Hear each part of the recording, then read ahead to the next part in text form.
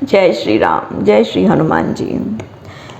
एक महत्वपूर्ण प्रश्न। कई पाठकों को यह प्रश्न परेशान कर सकता है कि इच्छा किसी और युग में की गई, आश्वासन भी उसी युग में दिया गया, किंतु पूर्ति किसी अन्य युग में की गई। आखिर इसका क्या कारण है? ऐसे अनेक प्रसंगों अन्य पौराणिक कथाओं में भी मिलते हैं। श्री राम से संबंधित भी एक महत्वपूर्ण प्रसंग और है। मनु और शत्रुपा ने सतयुग में विष्णु के प्रति तप किया, स्वयं को वरदान पाने का अधिकारी बनाया। विष्णु ने प्रकट होकर वरदान दिया भी, परंतु पूर्ति त्रेता युग में हुई, तब जब वरदान मांगने वालों को उसकी स्मृति भी न रही होगी। मनु व शत्रुपा ने विष्णु जी से उनको ही पुत्र रूप में प्राप्त करने का वरदान मांगा था।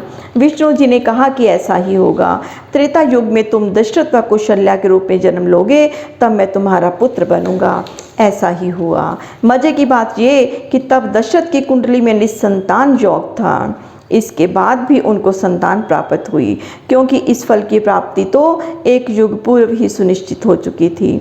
ज्योतिष वर्तमान जन्म के कर्म व भाग्य का ही अनुमान लगाता है, विधि के विधान का नहीं। विधि का विधान ईश्वरीय योजना या मास्टर प्लान योगी ही जान सकता है, ज्योतिष नहीं, क्योंकि ज्योतिष की अपनी सीमाएं हैं। वह कुंडली के आधार पर जातक निजी व्यक्ति का फलादेश करता है, समष्टिगत का नहीं। यही इस प्रश्न का उत्तर भी है कि कर्म और इच्छा इस युग में की गई और आश्वासन या वरदान भी इसी युग में दिया गया, किंतु वह फलित अगले युग में हुआ। किया गया कर्म कभी निष्फल नहीं जाता, अतः कर्म का फल मिलना तो अवश्यंभावी है, परंतु वह मिलता भी तभी है जब विधि के विधान मास्टर प्लान समष्टिगत भाग्य में फिट होता है। कर्ता के व्यक्तिगत भाग्य से वह मेल खा जाए तो तत्काल उसी जन्म में भी मिल जाता है, अन्यथा जब वह विधान में नियत होगा तब मिलेगा। यदि कर्म करने वाला प्रतिफल में ऐसी इच्छा करता वरदान मांगता है जो उसके व्यक्तिगत भाग्य से भी बाहर हो और विधि के विधान में समष्टिगत भाग्य में भविष्य में कहीं भी फिट ना हो सकती हो, तो ईश्वर कुछ ना कुछ तिकड़म करके व्यक्ति को ऐसा वर मांगने ही नहीं देता। उदाहरण के लिए रावण, विभीषण, कुंभकर्ण तीनों ने तप किया, कर्म द्वारा स्वयं फल पाने का अधिकारी बनाया, अतः फल वर प्राप्त भी किया, परंतु कुंभकर्ण की बुद्धि मांगते समय पलट दी गई। जीव को सरस्वती ने फिसला दिया, जो वह मांगना चाहता था उसका उल्टा मांग बैठा। कारण यही था कि जो वह मांगना चाहता था वह विधि के विधान के अनुरूप नहीं था, परंतु कर्म तप द्वारा अधिकारी बन चुका था, इसीलिए उसको देना अनिवार्य था।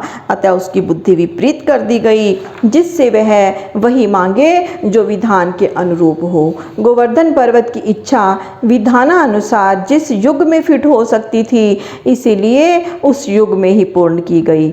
त्रेता युग में उसको आश्वासन दे दिया गया, क्योंकि उस युग में उसकी इच्छा विधान में फिट नहीं हो रही थी। यही कारण इस प्रकार के अन्य सभी कथा प्रसंगों में संबंधित प्रश्नों का भी समाधान है। जब उस 100 योजन लंबे और 10 योजन चौड़े सेतु का निर्माण हो चुका और उसके सिंहावलोकन के लिए श्री राम को आमंत्रित किया गया, तब श्री राम के विनोद की एक लघु कथा भी कहीं मिलती है। उन्होंने पत्थर के पानी पर तैर जाने पर आश्चर्य प्रकट किया।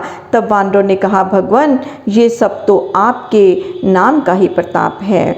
आपके नाम से पापी मनुष्य भवसागर को उतर जाते हैं, तो आपके नाम से यदि पत्थर भी पानी में तैर गए तो क्या आश्चर्य है। ये आप ही का प्रताप है। श्री राम ने तब स्वयं 2-3 पत्थरों को पानी में छोड़ा। उनके डूब जाने पर वे बोले, ये तो आप सबके विश्वास का फल है। देखो, मैं स्वयं अपने हाथों से इनको छोड़ रहा हूँ तो ये पानी में डूब रहे हैं, जबकि तुम्हारे पत्थर तैर रहे हैं। तब हनुमान जी बोले, हे प्रभु, जिसे आप ही त्याग दें वह अभागा तो डूब ही जाएगा ना। श्री राम जी के बुद्धि चतुर्य पर मुस्कुराने लगे। श्री राम की आज्ञा मिलने पर सब वानर सेना ने श्री राम को साथ लेकर समुद्र पार किया। वे उत्साहपूर्वक कोलाहल करते हुए सेतु पर चले।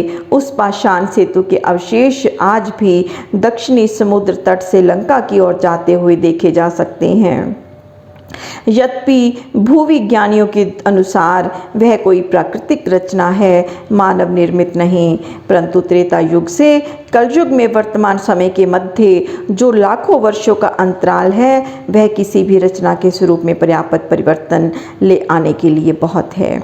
विज्ञानी तो प्रायः 500 वर्ष पुराने मिस्र के पिरामिडों को ही मनुष्य निर्मित सर्वाधिक आयु तक टिकी रहने वाली वस्तु रचना मानते हैं, परंतु भारत में ही दिल्ली में प्रायः 5000 वर्षों से भी अधिक पुराने मानव निर्मित वास्तुशिल्प पांडवों के किले के सुदृढ़ अवशेष देखे जा सकते हैं। हाल ही में लंका में भी श्री हनुमान जी के होने तथा राम कथा से संबंधित कुछ प्रमाण भी मिले हैं, परंतु यह भिन्न चर्चा तथा शोध का विषय है। बहरहाल समुद्र पार कर लेने पर लंका की भूमि पर सुबेल गिरी पर श्री राम तथा वानर सेना ने अपने शिविर लगाए। वे जानते थे कि उनके इस पार आ जाने की सूचना रावण को अपने गुप्तचरों द्वारा अवश्य ही प्राप्त हो चुकी होगी। फिर भी रावण ने उनको सेतु से ही उतरने ना देने के लिए कोई प्रयास नहीं किए थे। जय श्री हनुमान जी, जय श्री राम।